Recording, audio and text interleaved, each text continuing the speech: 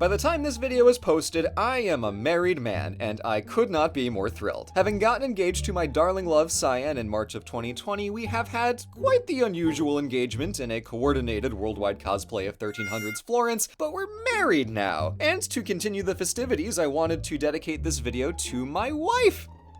Amazing. So I did the most quintessentially me thing imaginable and gave the woman a research project.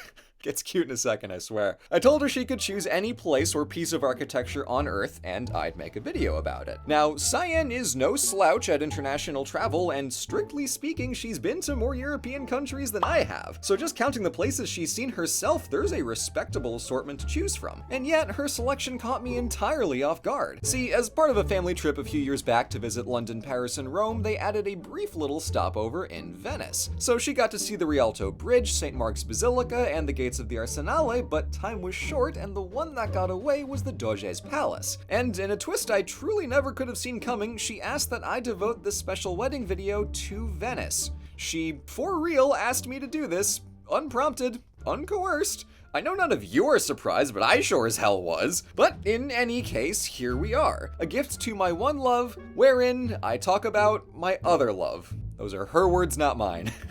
So, to better appreciate the Doge's palace, let's do some architecture. Situated in what might be one of the most historically and artistically significant city blocks in all of Europe, this palace was the nerve center of a republic that lasted for over 1,000 straight years and stretched from the northern Italian mainland all the way across the islands of the Eastern Mediterranean. Since the founding of the city in the early medieval period to its conquest by Napoleon in 1797, Venice has been a special case in world history, both politically and artistically. I have said much more about that on many other occasions, so I will now exercise saint-like restraint by focusing on the topic at hand. Now, at the very beginning of Venice wasn't exactly Venice. The first real city in the lagoon was the island of Torcello, and in the mid to late 700s, the Republic's government was run from the island of Malamocco. But after the island was nearly captured in a double invasion by Byzantines and Franks, long story, the Duke, or Doge, relocated the government to inside the lagoon on the islands of Rivo Alto, where he built himself a castle that he dearly hoped would be siege-proof. Aesthetics were distinctly not a priority here, and this original fortress was similar in look and feel to a Byzantine castle. White and pink stone walls, crenellations, big ol' moat on all four sides, sturdy as can be, quite literally good enough for government work because in addition to being the Doge's residence, the fortress held public offices, the courts, prisons, and armories. Because really, why bother defending the Republic if you don't have cool-ass swords? As centuries passed and Venice became one of the premier merchant republics in the Mediterranean, the Doges decided it was appropriate to fancy up the place, and turn their castello into more of a palazzo. So in the 1170s, Doge Ziani renovated the palace with new upper-level floors, colonnaded walls,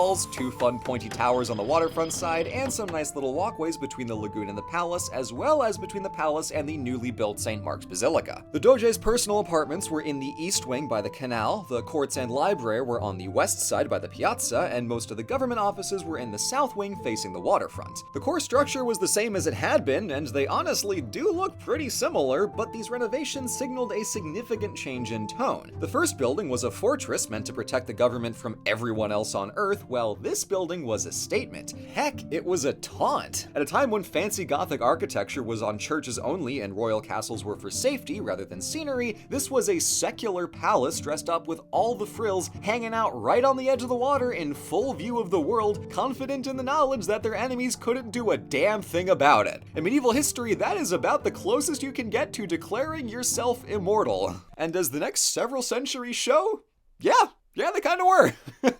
So, naturally, over the next few centuries, Venice made it even prettier. At the turn of the 1300s, the Great Council cemented its roster to a set list of noble families whose adult men could serve in the big assemblies and do all that cool Republic stuff. But these reforms meant the Maggior Concilio gained hundreds of new members in a short span of time. So in 1340, Doge Gradenigo expanded the south wing to fit a bigger council chamber, and this is where the palace starts taking a shape we'll recognize. A double colonnade of pointy Gothic arches and the upper half decorated with a fun white and pink marble pattern. A century later, Doge Foscari expanded the west wing of the palace with the exact same style, so it's got continuity. Looks nice.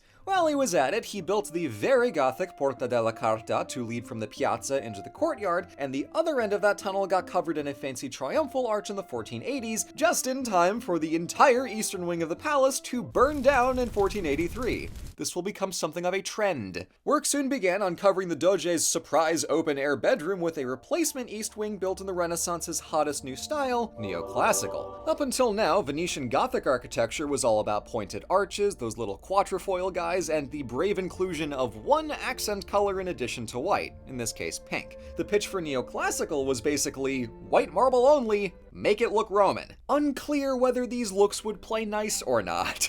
Internal debate on aesthetics got sidelined in 1498 when lead architect Antonio Rizzo was found guilty of embezzling funds from the construction budget and ran away. With the building not even half done, Pietro Lombardo was appointed to reassess the project. He had the good manners to not commit budget fraud, but his updated design was far more expensive than Rizzo's original proposal. So as far as the Republic's finance office was concerned, they broke even. Construction on the Neoclassical wing finally wrapped at the turn of the 1600s with the infamous Bridge of Sighs, where prisoners would cross from holding cells in the palace and take their last look at Venice before moving across the canal to the surprisingly spiffy-looking prison. Soon after, the other 2.5 facades of the courtyard were partly redone to match the look of the big fancy Neoclassical side, with a comparatively understated but incredibly elegant 2-story colonnade. And it might not look like much, but this is actually pretty galaxy-brained. They take the idea of the classical orders, where columns start simple and get fancier as they go up, and they apply that to arches. So the ground level has fully rounded arches, classic Rome style, but the second floor has pointed arches, Venetian Gothic style. And it's so simple, but it's genius, taking the very classical idea of go higher, get fancier, and applying it to arches while honoring the city's Gothic roots by putting the pointy bits on top. Even when Venice was going full Neoclassical, it was still Venetian Gothic.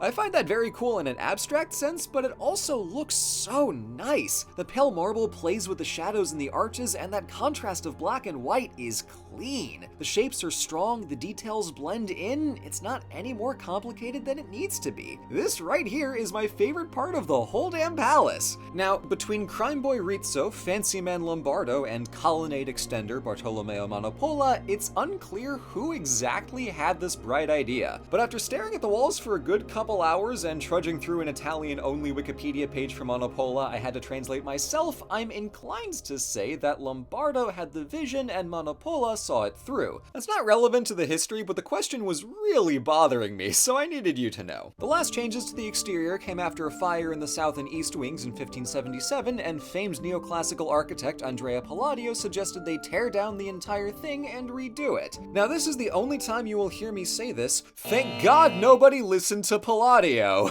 They redid it as it was, instead indulging their extravagant whims on the inside of the palace. As a result of distressingly frequent fires, the interior is made of work from the 15 and 1600s, when blindingly golden Baroque was the trend du jour. It's shiny, splendid, and way too complicated. With so much going on, the rooms quickly become disorienting, but if you zoom into individual works, the interior of the Doge's palace contains some of the best art you'll find anywhere in Europe, with masterpieces from the most celebrated artists in Venetian history. And subtlety was not their goal. When you hang a 22 by 7 meter Tintoretto painting called Paradiso on the back wall of the Grand Council room, right below a depiction of Venice becoming a literal god, the point is abundantly clear. And all this fancy had a political dimension too, wowing foreign diplomats who came to do business with Venice. The Doge's apartments are an extraordinary showcase of power and wealth, leading visitors up a gold staircase and through a shield hall, a map room, and my personal favorite, the Scarlet Room, which is not painted scarlet, but is apparently called that because the Doge's counselors wore scarlet robes when they hung out in there. This alone makes this the best palace in the world because, to my knowledge, it is the only palace with a room purpose-built for matching pajama parties.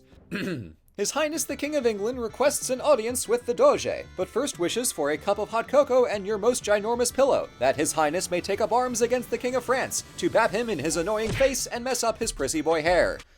An encounter I would imagine has happened at least twice. In addition to the Doge's apartments, the palace housed every conceivable function of the state. The Great Council, the Senate, the Council of Ten, the Doge's cabinet, the voting hall, the courts, foreign affairs offices, Navy command centers. It was the entire governing machinery of the Republic. Sure, it's called the Doge's palace because he lived there, but in function, this was the palace of the Republic. Another beautiful twist of Venetian history that is a contradiction, but also makes total sense. And I just love this place because it's so completely Venetian in every aspect of its character. The building's history is intrinsically bound to the story of the Republic as a whole, politically, artistically, and by conspicuous omission, militarily. And one of the most famous churches in world history, St. Mark's Basilica, is right there. I've only mentioned it twice this whole time, and it's in the background of half the pictures I've been showing you. It may as well be the north wing of the palace. So, all of that to say, happy wedding to my darling wife Cyan. I cannot wait to take you there one day. Thank you so much for watching. Now you see, my genius and dastardly strategy is that if I keep coming up with new series ideas, I have valid and justifiable reasons to go back and talk about Venice and Florence again. I mean, strictly speaking, I haven't made a video that's just about the Duomo, but now the door's wide open. So we'll see where we go from here, and I'll see you in the next video.